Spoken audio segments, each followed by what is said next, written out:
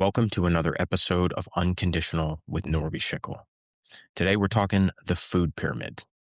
Now, if you're like me, you're thinking the original food pyramid, but no, there has been an update. There has been an update, my friends, to the original food pyramid that came out in 1992. And if the press is to be believed, and if many, even advocates of the new food pyramid are to be believed, the original food pyramid has been turned upside down. Okay, and today we're going to get into it. Very exciting. If you are new to the podcast, if you're new to the channel, welcome. It's good to have you. If you've been with me before, if you've been with us before, it's great to have you back. Today's going to be an exciting episode. It's going to be a fun episode. I've shared with you before that the food pyramid, the original one, the 1992 version, and the subsequent destruction that following that food pyramid had on my health was one of the original things that woke me up to the possibility that the experts can be wrong. That woke me up to the possibility that taking command of your own health, your own nutrition, is not only smart, but it's necessary because people get it wrong. And science evolves. And today, we're going to talk about the revised thinking on the food pyramid. We are going to talk about what has been billed as a move towards real food. We are going to talk about what has been billed as a move towards maybe protein, maybe away from carbs, maybe away from sugar. We'll get into all that, figure out whether that is true, whether that is hype, or whether there's some nuance there. And hint, hint, there is some nuance there. But if you followed the news coverage or any of the social media influencers on this subject, this has been described again as the food pyramid being flipped upside down, completely flipped upside down. I pulled up a couple of headlines just to give you a sense of this. Beef tallow, long a health pariah, rises to the top of the food pyramid. That's from the New York Times. New dietary guidelines urge less sugar, more protein, and to make a nod to beef tallow. That's from CNN. This last one is from NBC News. RFK Jr. rolls out new dietary guidelines, backing more protein and full-fat dairy. Okay, now I picked these headlines for a reason. They emphasize meat, they emphasize protein, they emphasize dairy, and there's this nod to beef tallow, okay? Beef tallow, I assure you, was not part of the original food pyramid. So you get where some of the energy, some of the interpretation is coming around this new food pyramid, that it is meat, it's dairy, it's eggs, it's everything that the original food pyramid wasn't. Let's get into the why for this episode. Why talk about this new food pyramid? What's the context here? Why does it matter? Okay, now if you've been with me before, you know that I love talking about the context. I've said it before, I'll continue to bang this drum, that the context is often what is missing in so many of these discussions. Okay, not just about health, about fitness, about nutrition, but it's often what is missing from intelligent debate, right? And I think missing the context makes it more difficult to come to reasonable conclusions, okay? There's never going to be, especially when it comes to nutrition, at least this is my own view, a perfect answer. But in order to get to a more perfect answer, context really matters. I've said this before, but the food pyramid, the original food pyramid, the 1992 version, with the 6 to 11 servings of grain proudly at the bottom, right? I kind of chuckle every time I think about this, because now that seems so incredibly cartoonish to most people who have significantly cut or even in some cases eliminated processed grains, eliminated carbohydrates from their diet. I mean, this was the core, this was the base of the food pyramid. And so many people like me listened to the experts, listened to what was being billed as the gold standard science, we were told was the way to become optimal and healthy, and found ourselves really struggling. I've mentioned this before, but I had terrible allergies. My siblings had terrible eczema. I was overweight. I was a mouth breather. I had a very difficult time with just normal life in some ways as a kid, especially during certain parts of the year. And so the recognition that the experts might have it wrong and that it's not only important to do your own research, to experiment with your own body, to see what works for you. But I think in this day and age, it's an absolute necessity. I really do. I think it's an absolute necessity to becoming as optimal as you possibly can be. So the food pyramid has a near and dear place to my heart, right? So that's part of the reason why I wanted to talk about this, of course, but it's much, much bigger than my own individual story. Okay, I'm not alone in this. I know that there are many people who had a similar awakening to me.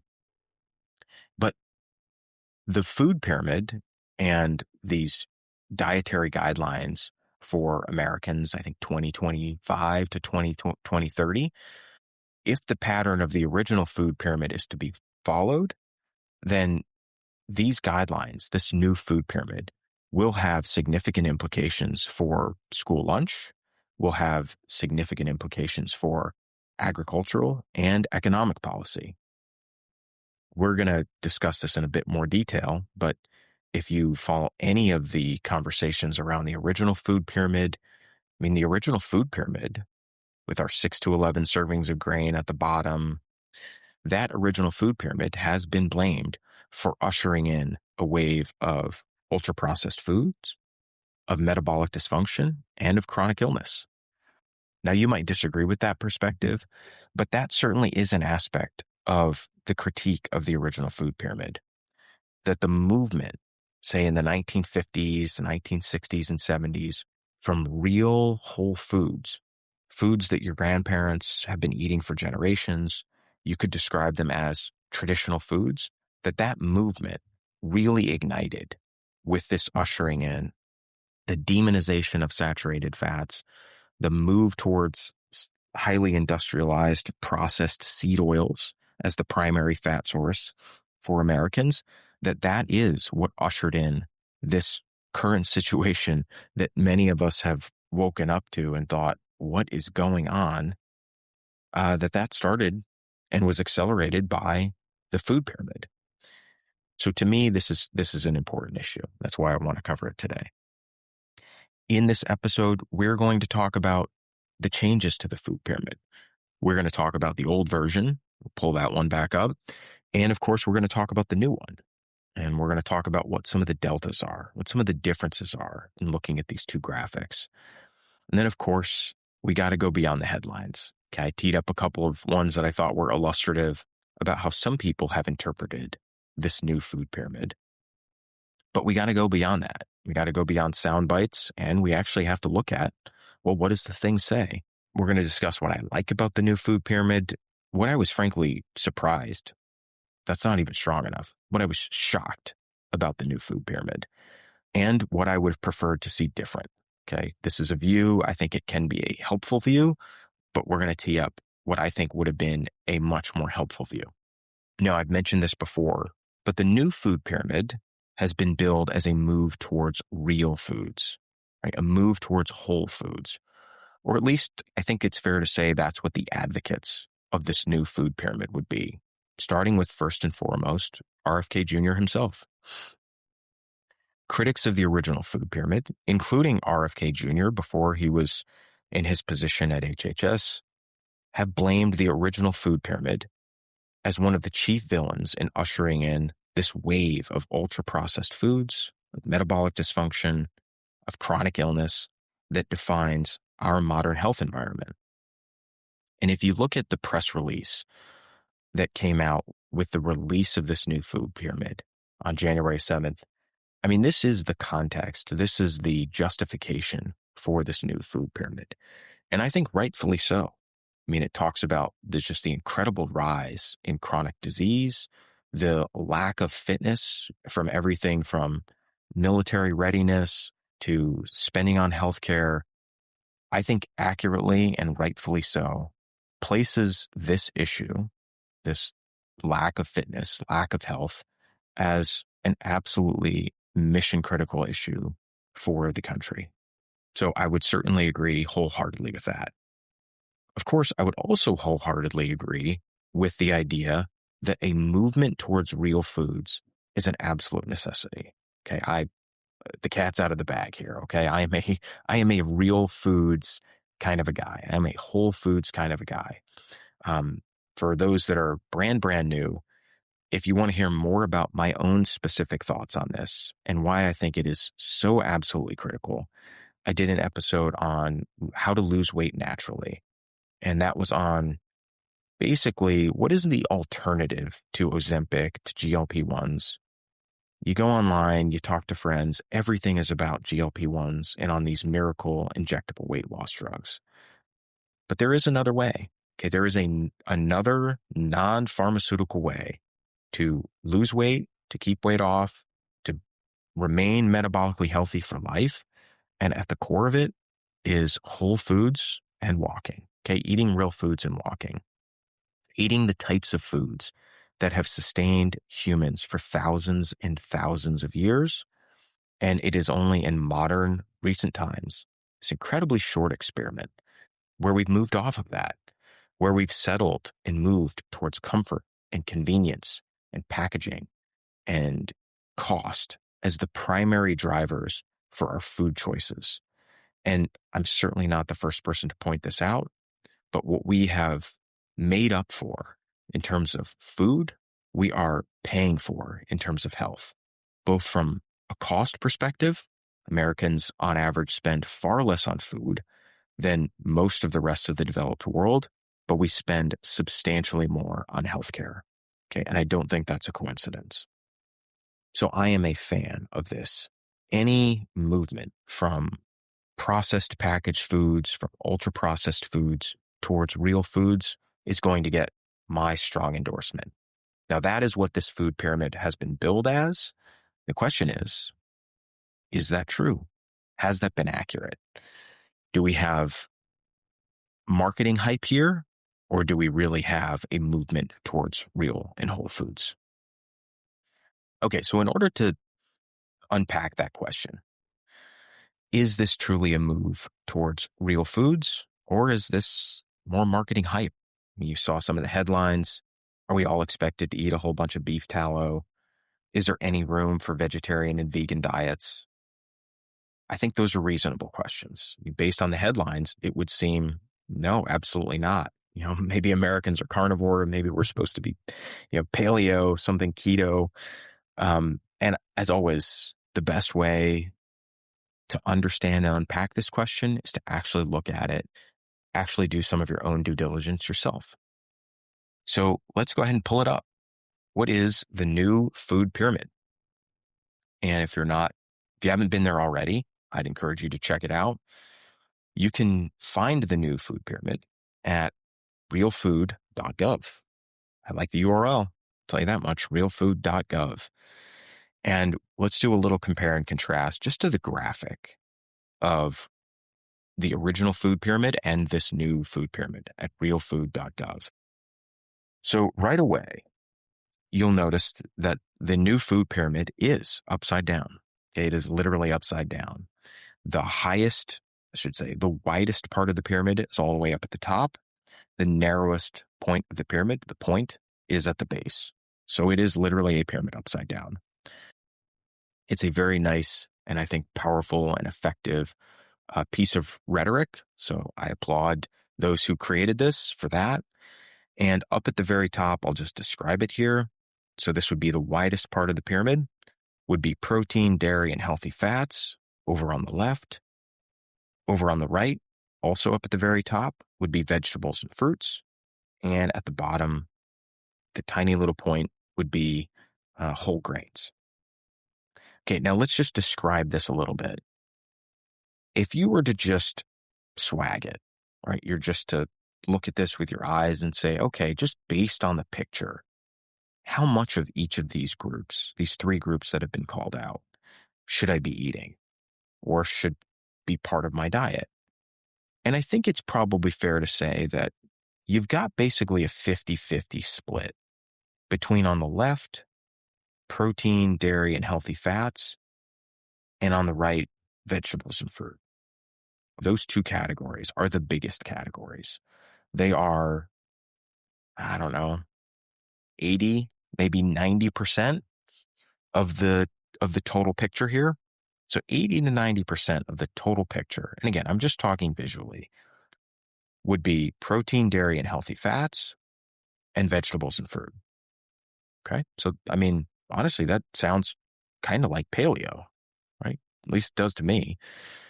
And then at the very, very bottom, this remaining maybe 10, 15, 20% if you stretch would be something like whole grains. Now, just contrast that visually with the original food pyramid.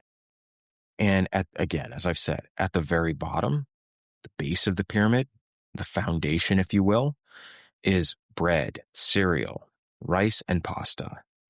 There in all its glory, 6 to 11 servings per day. Okay.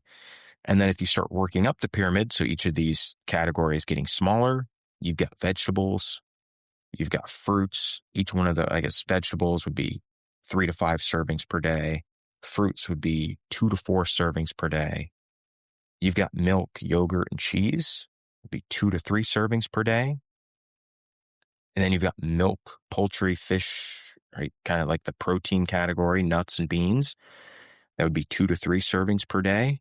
And then all the way up at the very top, it says fats, oils, and sweets. And it says use sparingly. Okay. It doesn't even give you a suggested amount. It just says, basically don't do it very much.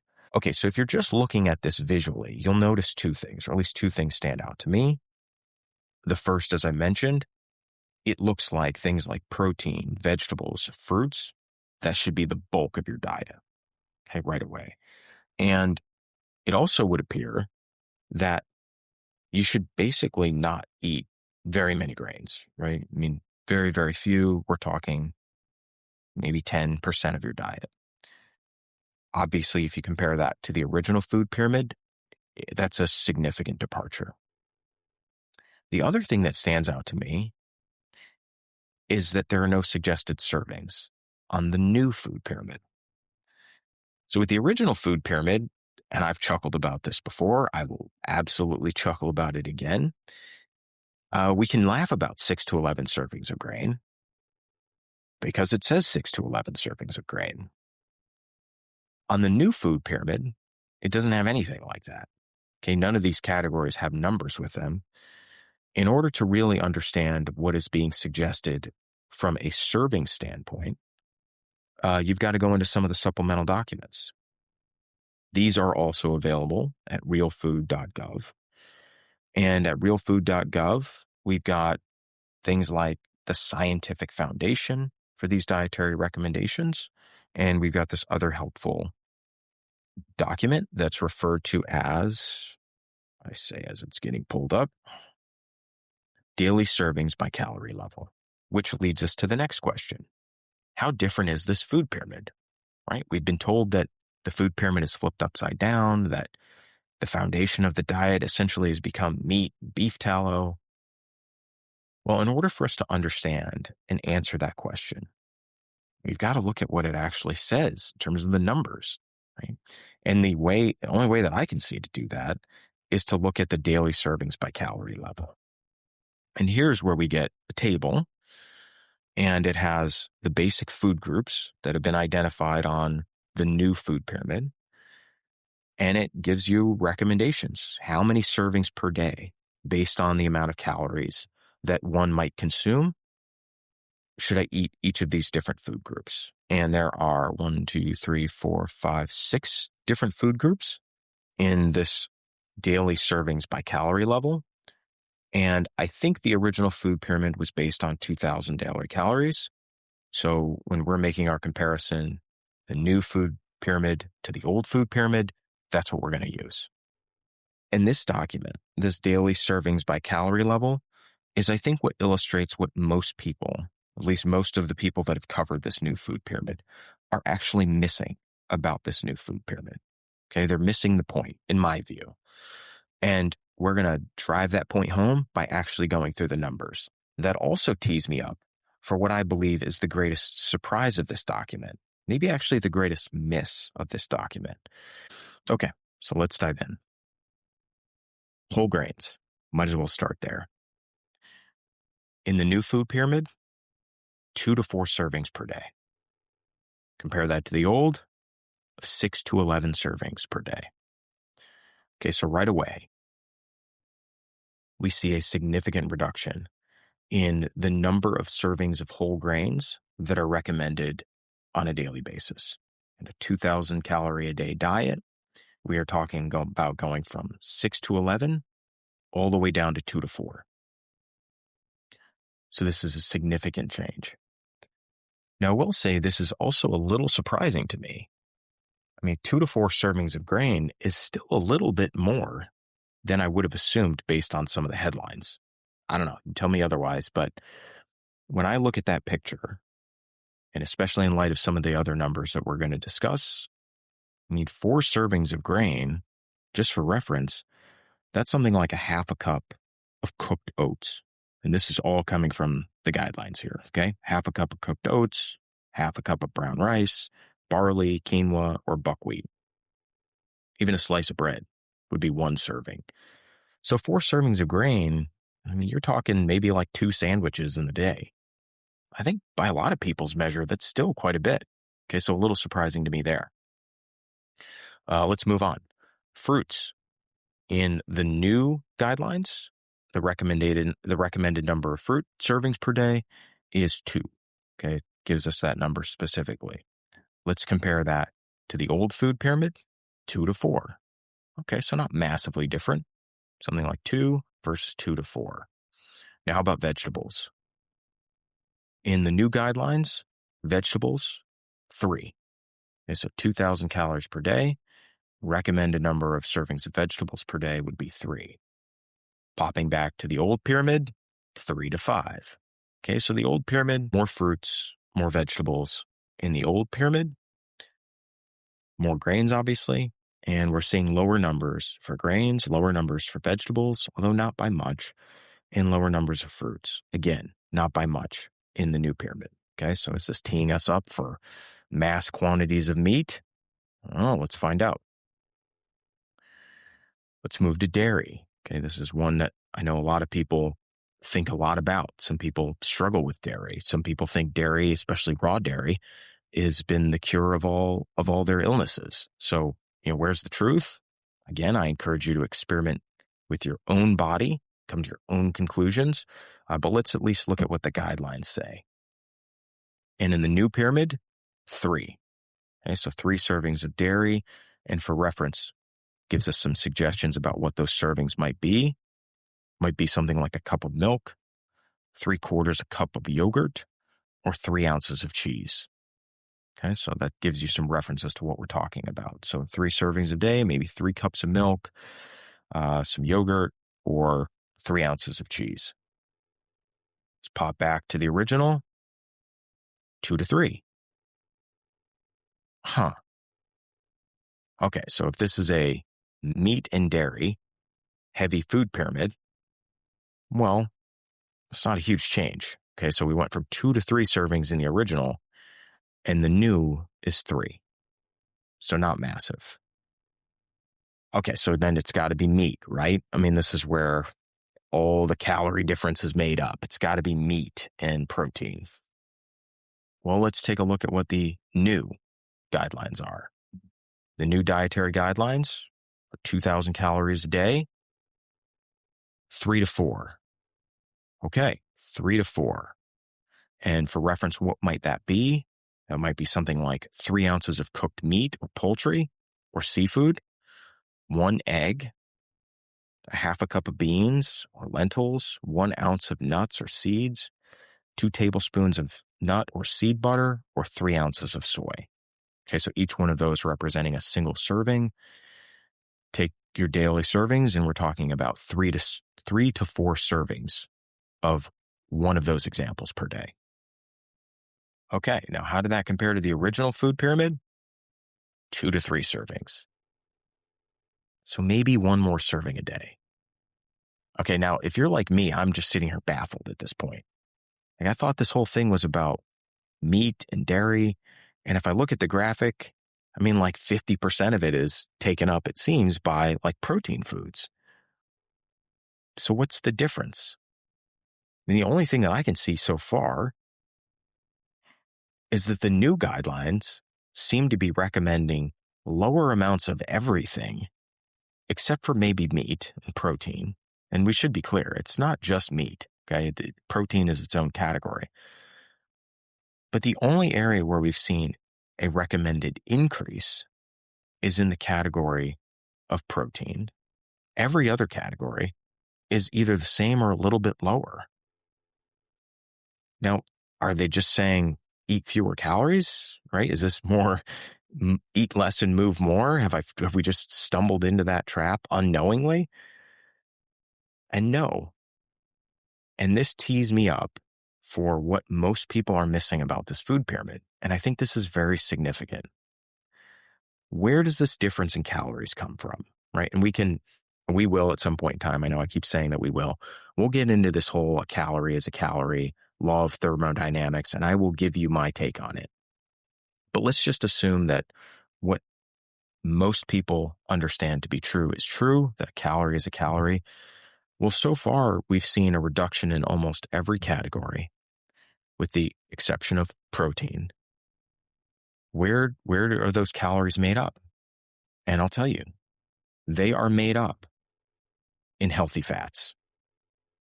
Okay, what this food pyramid, this new one, really represents is a movement away from grain to healthy fats. That is it. Okay, it says very little in the way of delta on protein, very little in the way of delta on dairy, very little in the way of delta on vegetables, on fruits. Where you see the change is in healthy fats and whole grains. Now, what does this mean? For 2,000 calories per day, the recommended number of servings of healthy fats is 4.5. 4.5 servings. Compare that to the original food pyramid. And where was healthy fats? I don't even remember where it was on the graphic. It's all the way up at the top. That is the top, the tippy top of the original food pyramid, which is fats, oils, and sweets. They're all lumped together, okay, as in use sparingly. So in the original food pyramid, and I can attest to this personally, there was a demonization of fat, and there was this idea that you should limit the amount of fat that you eat. Little is great, less is even better. Okay, that was the idea. And anybody who grew up around the same time period can attest to that. Fat is what's making you fat. Okay. It's even lumped in this, it's got, I can't even tell what this picture is. It might be some butter, but then it's got like a cookie and a donut. Okay, so fats literally is in the same category as junk food. In the new food pyramid, let's just dive into this. Really examine, what does this mean? 4.5 servings of healthy fats per day. Now, just rough math, it's a teaspoon of olive oil or of butter. Okay. To me, that's significant. To me, that's very, very significant. Much more so than emphasizing and liberating something like red meat or eggs or dairy. I mean, there's no change in the dairy number, just so you know. There's no change. But what this food pyramid really is doing, and what these guidelines are really suggesting, is that we stop treating fat like the pariah, that we emphasize eating healthy fats. Okay, so to me, that's a very, very good thing. That was one of the things that was surprising about this new food pyramid, especially in light of some of the headlines. And I would encourage you, again, to just take a look for yourself. If I'm missing something, let me know. But when I look at this food pyramid and I say, what are the changes? I mean, one, the new food pyramid, despite the graphic, it's much more balanced than you might think. Certainly if you only look at the headlines. But also, if you actually start going line by line, category by category, the emphasis is really on healthy fats. Okay, now this conversation around fats is what tees me up for what I found most shocking and surprising about this new food pyramid. Okay, so what I found surprising was that, yeah, unlike what the headlines say, when you go into the recommended guidelines, it primarily is a move towards fat, a move from carbohydrates towards fat. Now, for maybe many people that have thought about or have heard about keto, or they've experimented with eating higher levels of fat, lower levels of grain, this might be a very welcome thing. But I think what I find very surprising, and I would say shocking about this, is that based on the graphic, okay, let's just take the graphic, which is where, let's be honest, most people are going to stop. Okay, most people are never going to go to the serving size recommended per day. They're just going to look at the graphic. They're going to see, okay, this kind of looks paleo-ish. I should eat a lot of meat. I should eat a lot of protein. I should eat a lot of fruits and vegetables, and I should limit grains. And maybe that's a good thing. I mean, we can argue about sort of macros, but that is a little bit different than what the numbers actually say. But also what's surprising to me about this is what's not included. Okay, if I go all the way back to something I said from the very beginning, two things I actually said from the very beginning, that the original food pyramid ushered in this demonization of traditional fats, foods like saturated fats specifically, and we've got olive oil here too, but that the original food pyramid demonized fats, and that's part of what ushered in this wave of ultra-processed foods. Well, the reason why this happens is because when you remove fat from food, you also essentially remove all the taste. And part of what gives our body the signal that food is nourishing, that it's filling, that it's energy dense is fat. If you remove it, it doesn't taste like anything. It's not particularly satiety inducing or satisfying to eat. And what the industry did was add sugar. Okay, so one of the things that is subtly, I would say, maybe too subtly, being suggested through this food pyramid is that we reverse that, okay, that we just bring the fat back and we stop adding the sugar. So I think that's good. I think that was surprising because it's not explicitly stated. It's not explicitly stated on the graphic, and I think it should be. Okay, that's just my own sense. The other thing that's surprising is what is not stated here, and that is around the topic of food quality. Okay, let's think about RFK Jr. Let's think about some of the things that he has said in the past, even some of his work as an environmental lawyer. Right? He has successfully sued Monsanto, the maker of glyphosate, of Roundup. And let's also say some of his comments about synthetic food dyes and food additives, both the linkages to ADHD and developmental issues in children, but also in chronic health. What I'm very surprised to see not explicitly mentioned in the graphic, right, where most people are going to start and stop, is anything on the subject of pesticides, anything on the subject of synthetic food dyes, anything on the subject of food additives. If we take this to its logical conclusion, and let's just run that out, if the criticism of the original food pyramid is that this is partially what ushered in this wave of ultra-processed foods, of metabolic dysfunction and chronic illness, and that what the new food pyramid is attempting to do is make a move towards real whole foods. And I might even add clean foods, non-synthetic foods, non-pesticide treated foods. What about the graphic expresses any of that? And if the food pyramid is what opened up the door wide for the industry to say, okay, this is the macros that you want, we'll hit them. What about the new food pyramid prevents that? You could make the argument that, well, what's shown in the picture here are real whole foods.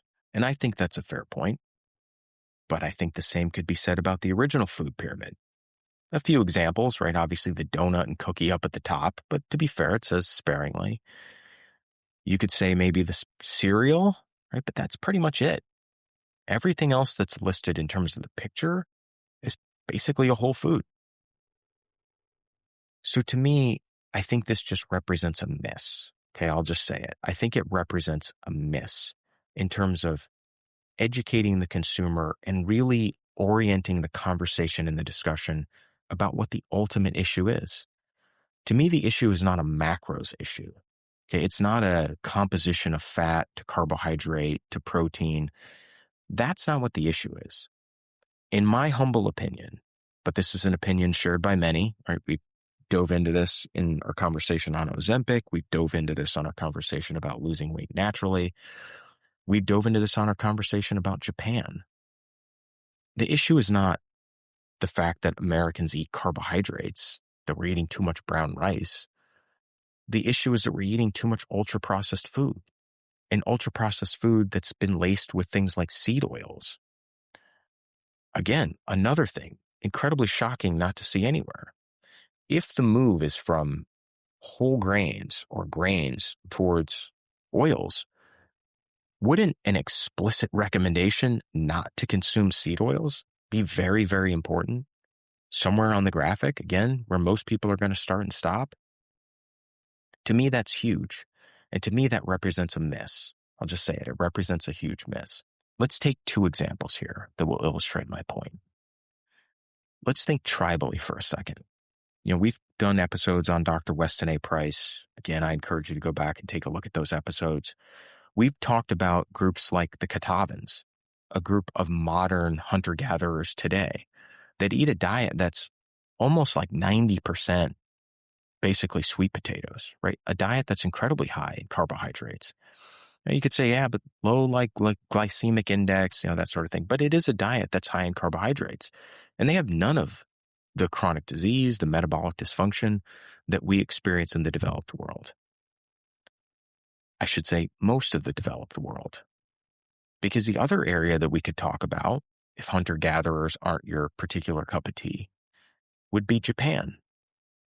Japan is the only country to become wealthy, to become industrialized, without becoming metabolically broken, right? While maintaining the metabolic health that they enjoyed previously, maybe even improving. And how have they done that? Has it been through eating more meat? Has it been through a macro level push? Well, if it has, it's actually been maybe in the opposite direction. If you look at the food pyramid, what would be the equivalent of the food pyramid in Japan? They don't call it a food pyramid, by the way. They call it a spinning top. But that spinning top, well, it's upside down relatively to our original food pyramid. Right? It has the same shape as the new one. But what would be the base of that diet, the majority of that diet, is whole grains, right? Is carbohydrates. And in Japan, perhaps more represented to the United States than, say, the Catawbans. Okay, fair point. But they're eating a diet and they're getting a recommended diet that is much higher in carbohydrates than the diet that's being recommended here. So to me, it's not really a macros point. What's being emphasized in Japan is to eat significantly more whole foods and minimally processed foods and to substantially cut ultra-processed foods and walk. Okay, it's those two things. We've talked about this in episodes in the past, but it is whole foods and walking, and it has worked incredibly well. So to me, I know a lot of people want to make this about meat. They want to make this about saturated fats. And I think that there's perhaps a natural and good reason for this. And then I think perhaps some of it is just the same old diet wars. But to me, the real miss here, the real missed opportunity is not to be talking about macros. The real missed opportunity is that we're not emphasizing in the graphic things like ultra-processed foods, seed oils, pesticides, or alcohol. Right? I mean, wouldn't it have been nice to see something about alcohol right up on the graphic? And again, if you go into some of the appending documents, you're going to see conversations about alcohol, which I think are great. You're going to see conversations about sugar, which I think is important. Not so much on the seed oils, at least as far as I can tell right now, which I'm not quite sure what the significance of that is. But to me, the real thing is ultra-processed. That's the real thing. That's what Robert F. Kennedy Jr. has talked about in the past, the significant rise in the percentage of ultra-processed foods that Americans have eaten, which has led to metabolic dysfunction, which has led to obesity, and which has led to chronic illness. I think that's great. That's what I would have loved to see in this food pyramid. So what might an alternative of this food pyramid look like in practice? if we're incorporating ideas like ultra processed, like food quality, like organic versus conventional or pesticide grown, or we're talking about things like synthetic food dyes, I think you could probably consider a couple of different formats that may have brought this to light. Do we need the Japanese spinning top? Maybe not. But I think like a simple red, yellow, green, right? Red light, green light, yellow light. Something like that would have worked, right? Where we've got maybe the categories, and instead of recommendations about serving size, I would have loved to have seen sort of like a good, better, best, right? That really hones in on this idea of whole food to minimally processed to ultra processed, from, you know, local and organic and farm grown to packaged to, you know, ultra packaged, right? Something like that, that really sort of shows what the spectrum of the issue is here. Again, all from the lens of ultra processed, because to me, that is the fundamental issue. A report card, right? I mean, every single person who lives in the United States and has gone to school in any capacity is familiar with a report card grading system, right? An A to B to C to D to F, right? We're all familiar with that format. And what I would have loved to see, what I think would have been incredibly powerful, a very simple view that everybody is familiar with, that shows this is what is sort of good, this is what is better, and this is what would be best. And use that as what's driving the selection criteria for school lunch. Use that, what challenges the industry to move from, say, a C to a B and maybe to an A. You know, use that to have conversations around the dinner table. You know, use that to have conversations with your friends. I mean, while I get it, you know, I don't like the demonization of red meat per se either. What I much would have preferred would have been an intelligent and informed working document that could have been used to drive the conversation around ultra processed foods, which is what I believe is ultimately making us sick. In summary, in conclusion, thoughts on the new food pyramid? Is it a step in the right direction? I think so. I think we can say it's a step in the right direction. Would I ultimately love to see a zeroing in on what I believe is the true enemy, which is ultra processed foods, and a degradation of our overall food quality, pesticides to additives to the move from pasture raised to factory farmed? Absolutely. That's what I'd love to see. I'd love to see that next. Will we get it from the government? I'm not sure, but we're certainly going to get it from conversations like this one. If you are enjoying conversations like this, please consider liking, sharing, and subscribing. These conversations, these topics mean a whole lot to me. I'm very, very grateful. I'm honored to be able to have these conversations. So please help me spread this conversation far and wide. Thanks, and I will see you again next time.